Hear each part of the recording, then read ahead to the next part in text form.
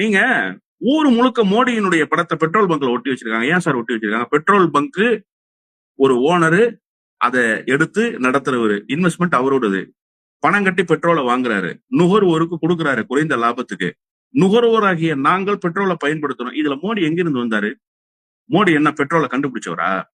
இல்ல மோடி என்ன பெட்ரோலை நாடு முழுக்க இலவசமாக கொண்டு போய் சேர்த்தவரா?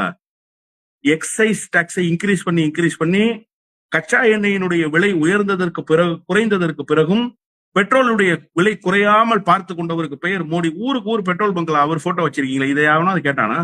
ஏன் நீதிபதிகளுக்கு தெரியாத? கார் ஓட்டுறது இல்லையா நீதிபதிகள்? பெட்ரோல் போடுறது இல்லையா நீதிபதிகள்? பங்க்ல போய் நிக்கிறது திட்டமே கிடையாது சார். அது அங்க பங்க்ல வச்சிருக்காங்கல்ல, பெட்ரோல் பங்க்ல ஏதாவது திட்டத்துக்கு போட்டோ வச்சிருந்தா பரவாயில்ல. என்னத்துக்கு போட்டோ வச்சிருக்காங்க? நீங்க உங்க பெருமையை பேசிக்கிறதுக்கு தனியார் பெட்ரோல் பங்குகளை பயன்படுத்துறதா? மக்கள் பணத்தில் பெட்ரோல் போடுகிற இடங்களை நீங்கள் பயன்படுத்துறதா?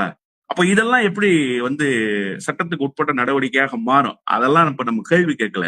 ஆனா இப்படி எல்லாம் ஒரு நடைமுறை இருக்கிற போது நீங்க எப்படி மக்கள் நலத்திட்டங்களுக்கு, அதனாலதான் பீப்புள் வெல்ஃபேர் ஸ்கீமை நீங்க நிறுத்தி வச்சிட்டீங்கன்னு சொல்றாரு இன்னைக்கு நீதிபதி.